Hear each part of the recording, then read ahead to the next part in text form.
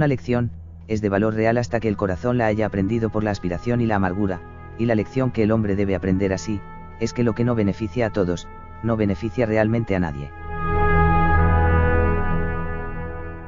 El corazón pide benevolencia y amor, pero la razón pide beligerancia y medidas punitorias, sino como venganza, como medio de prevenir una repetición de hostilidades.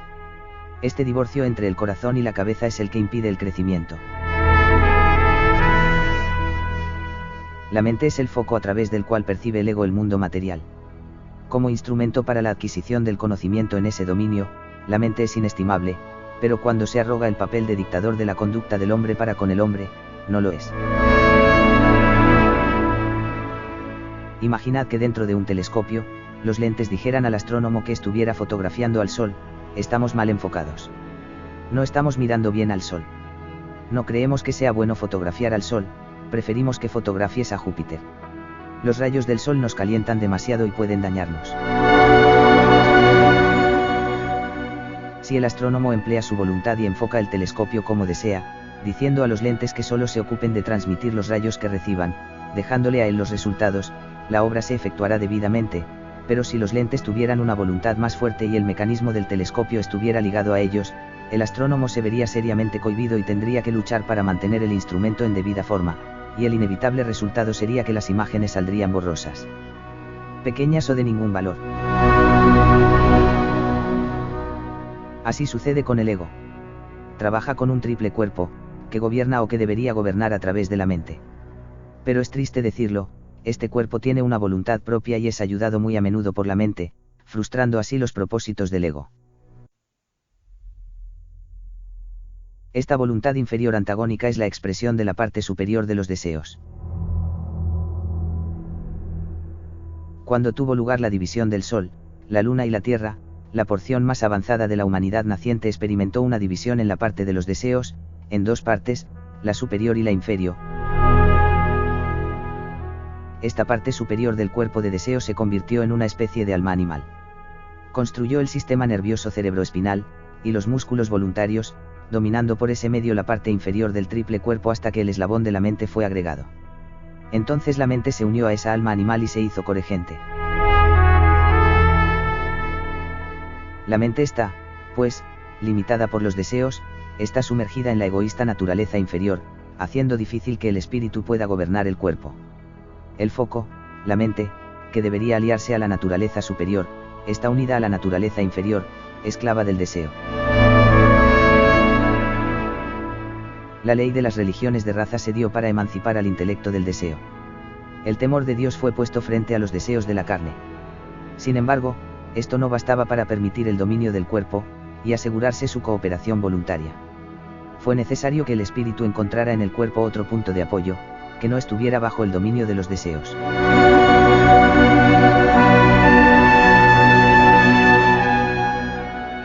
Todos los músculos son expresiones del deseo y forman un camino directo hasta el punto principal, donde la mente traidora está pronta para reunirse al deseo, y reinar. A partir de aquí, tuvo que crearse un músculo que no pudiera gobernar ni la mente, ni el deseo. Apareció el corazón. Pero en muchas ocasiones esto no es suficiente, porque la memoria involuntaria, o mente subconsciente se forma de otra manera, estando fuera de nuestro dominio actualmente. Así como el éter lleva a la placa sensible de la cámara oscura una impresión fidelísima del paisaje, hasta en sus menores detalles, sin tener en cuenta si el fotógrafo los ha observado, o no, así también el éter contenido en el aire que inspiramos, lleva consigo una pintura fiel, y detallada de todo nuestro alrededor. Y no solamente de las cosas materiales, sino también de las condiciones que existen en cada momento en nuestra aura. El más fugaz sentimiento, pensamiento y emoción se transmite a los pulmones, donde se inyecta en la sangre. La sangre es uno de los productos más elevados del cuerpo vital. La razón de que sea un producto muy elevado del cuerpo vital es que es el vehículo que lleva el alimento a todas las partes del cuerpo, y es también el vehículo directo del ego. De alguna manera te ayudará para entender esto saber que, las imágenes que contienes, se imprimen sobre los átomos negativos del cuerpo vital, para servir como árbitros del destino del hombre en el estado post-mortem. Después de los 14 años, la mente empieza a ser nutrida por la mente macrocósmica, desarrollando sus posibilidades latentes, y haciéndola capaz de generar pensamientos originales. Las fuerzas de los diferentes vehículos individuales no han madurado hasta el punto que puedan emplearse todas en su evolución, y por lo tanto solamente a los 21 años es cuando el ego toma posesión de su vehículo completo. Esto lo efectúa por medio del calor de su sangre, y desarrollando sangre individual, cosa que se realiza mediante el pleno desarrollo del éter luminoso. Preparó el camino para cualquiera que quisiera. Él ayudará y bendecirá a todo investigador verdadero, que esté deseoso de trabajar por la fraternidad universal. Durante el periodo de crecimiento excesivo se produce frecuentemente lo contrario, pero en el joven cuya cabeza esté demasiado caliente, la pasión y el temperamento pueden muchas veces arrojar fuera al ego, debido al excesivo calor de la sangre. Con mucha propiedad decimos generalmente que tal temperamento es hirviente, y describímosle así como si la persona referida hubiera perdido la cabeza, es decir, que se ha hecho incapaz de pensar. Esto es exactamente lo que ocurre cuando la pasión, la ira o la ansiedad sobrecalientan la sangre, lo que arroja al ego fuera de sus cuerpos. Cuando decimos de una persona en tal estado que ha perdido todo dominio de sí misma, la descripción es completamente exacta. El ego está realmente fuera de sus vehículos, los que se mueven, sin ton ni son, independientes de la guía del pensamiento, parte de cuya tarea es refrenar los impulsos.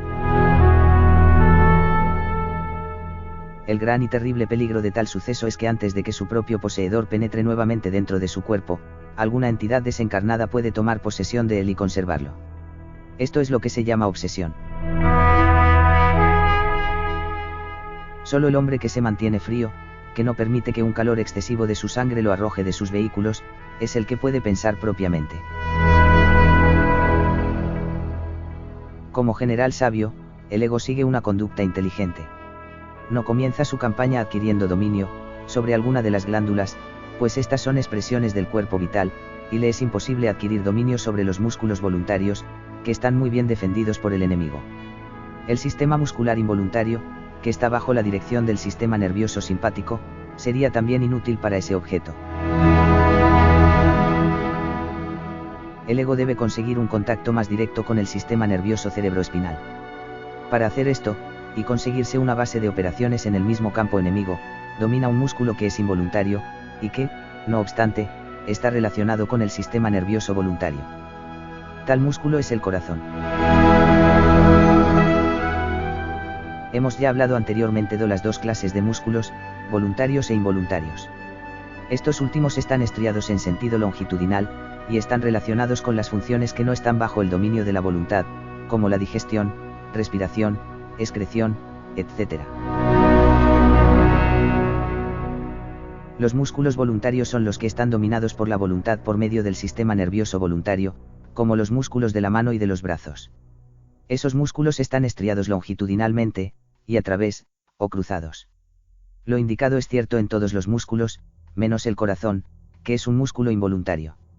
Ordinariamente no podemos dominar la circulación. En condiciones normales, la cantidad de latidos del corazón es fija y, sin embargo, para confusión de los fisiólogos, el corazón está también estriado de través, como si fuera un músculo voluntario. Es el único órgano del cuerpo que exhibe esa peculiaridad. El ocultista puede encontrar fácilmente la contestación en la memoria de la naturaleza. De esa fuente sabe que cuando el ego buscó por vez primera el hacerse fuerte en el corazón, este estaba estriado solo longitudinalmente, lo mismo que cualquier otro músculo involuntario, pero conforme el ego fue adquiriendo más y más dominio sobre el corazón, fueron desarrollándose gradualmente las fibras cruzadas. No son ni tan numerosas ni tan definidas como los músculos que están bajo el pleno dominio del cuerpo de deseos, pero, conforme los principios altruísticos, de amor y fraternidad vayan vigorizándose, y cuando gradualmente sobrepasen a la razón, que está basada en el deseo, esas fibras transversales se irán haciendo más y más numerosas y más marcadas. Como indicamos anteriormente, el átomo simiente del cuerpo denso está situado en el corazón, al que abandona al ocurrir la muerte. La obra activa del ego está en la sangre. Ahora bien, si exceptuamos a los pulmones, el corazón es el único órgano del cuerpo a través del cual pasa la sangre en cada ciclo. La sangre es la expresión más elevada del cuerpo vital, porque nutre a todo el organismo físico. Es también, en cierto sentido, el vehículo de la memoria subconsciente, que está en contacto con la memoria de la naturaleza, situada en la división más elevada de la región etérica. Antiguamente la sangre es la que llevaba los recuerdos de la vida de los antecesores a los descendientes durante generaciones cuando es una sangre común, como la que se produce por la endogamia. Hay en la cabeza 3 puntos, cada uno de los cuales es el asiento particular de cada uno de los 3 aspectos del espíritu, teniendo el segundo y tercer aspectos puntos de sostén secundarios. El cuerpo de deseos es la expresión pervertida del ego. Convierte la individualidad del espíritu en egoísmo. La individualidad no busca lo suyo a expensas de los demás. El egoísmo busca la adquisición sin tener en cuenta a los demás. Son 3 los espíritus del hombre. Primero el espíritu humano, cuyo asiento es primariamente la glándula pineal, y secundariamente el cerebro y el sistema cerebroespinal, que domina a los músculos voluntarios. El segundo es el espíritu de vida. El amor y la unidad en el mundo del espíritu de vida encuentra su expresión material en el pasivo e inerte e insensible esqueleto del cuerpo denso, que es el obediente instrumento de los otros cuerpos, pero que tiene el poder de actuar por propia iniciativa. Y el tercer espíritu es el espíritu divino, que tiene su fortaleza en el impenetrable punto de la raíz de la nariz. En realidad, no hay más que un solo espíritu, el ego, pero, mirándolo desde el mundo físico, se refracta en 3 aspectos, que obran en la forma indicada. Conforme la sangre pasa por el corazón, toda la vida, graba los recuerdos sobre los átomos simientes, mientras están aquellos aún frescos, haciendo así un archivo fidelísimo de la vida que se imprimirá después, indeleblemente sobre el alma en su existencia después de la muerte. Está siempre en estrecho contacto con el espíritu de vida, el espíritu del amor y de la unidad que se sitúa en el esqueleto, por lo tanto, el corazón es el foco del amor altruista. Conforme esos recuerdos pasan al mundo del espíritu de vida, es decir, el esqueleto, en el que se encuentra la verdadera memoria de la naturaleza, no pasan a través de los sentidos físicos inferiores, sino directamente a través del cuarto éter contenido en el aire que respiramos. En el mundo del espíritu de vida este espíritu puede ver mucho más claramente que en los mundos más densos. En su elevado hogar está en contacto con la sabiduría cósmica, y en cualquier situación sabe inmediatamente lo que hay que hacer y envía su mensaje de acción hacia el corazón, que instantáneamente lo retransmite al cerebro por medio del nervio pneumogástrico, resultando así las primeras impresiones, los impulsos intuitivos, que son siempre buenos, porque emanan directamente de la fuente de la sabiduría y del amor cósmicos. Tenemos que saber que las lesiones en este nervio pneumogástrico pueden darse en sus ramas, si ocurre en las ramas faríngeas se da la disfagia, dificultad para tragar. En las ramas laríngeas, parálisis músculo-cricotiroideo y voz débil. O puede darse también una lesión en el nervio laríngeo recurrente, parálisis de cuerdas vocales, disfonía y voz ronca. Pueden verse afectados sus 2 nervios laríngeos, que produce afonía. Como vemos, este nervio está muy ligado a la laringe, al verbo o palabra. Esto se efectúa tan rápidamente que el corazón tiene tiempo de guiarlo, antes de que la razón inferior tenga tiempo para considerar la situación, por así decirlo. Se cree que el hombre piensa en su corazón, y es cierto porque así es él. El hombre es inherentemente un espíritu virginal, bueno, noble y verdadero en cualquier aspecto. Todo lo que no es bueno es de su naturaleza inferior, que es la reflexión ilusoria del ego. El espíritu virginal está dando siempre sabios consejos. Si pudiéramos solamente seguir los impulsos del corazón, el primer pensamiento, la fraternidad universal sería realizada ahora mismo. Pero este es, precisamente, el punto en el que comienzan las complicaciones. Después del buen consejo dado por la primera impresión, el cerebro comienza a razonar, con el resultado de que, en la gran mayoría de los casos, domina al corazón. El telescopio arregla su propio foco y apunta a donde él quiere, a pesar del astrónomo. La mente y el cuerpo de deseos frustran los designios del espíritu, tomando ellos la dirección y, como carecen de la sabiduría del espíritu y el cuerpo, sufren las consecuencias. Se sabe que el pensamiento destruye tejidos nerviosos. Esto, así como cualquier otro desgaste del cuerpo, es restaurado por la sangre. Cuando el corazón se convierta en músculo voluntario, la circulación de la sangre quedará completamente bajo el dominio del unificante espíritu de vida, quien entonces tendrá el poder de impedir que la sangre afluya a esas partes del cerebro dedicadas a propósitos egoístas, siendo que esos centros mentales se irán atrofiando gradualmente. Por otro lado, le será posible a dicho espíritu el aumentar la sangre cuando las actividades mentales son altruistas, y de esta manera restaurará y vigorizará esos centros, así que a su debido tiempo la naturaleza pasional será conquistada y la mente emancipada del deseo por el amor. Únicamente mediante la completa emancipación, por el amor, podrá elevarse más allá de la ley y convertirse él mismo en una ley.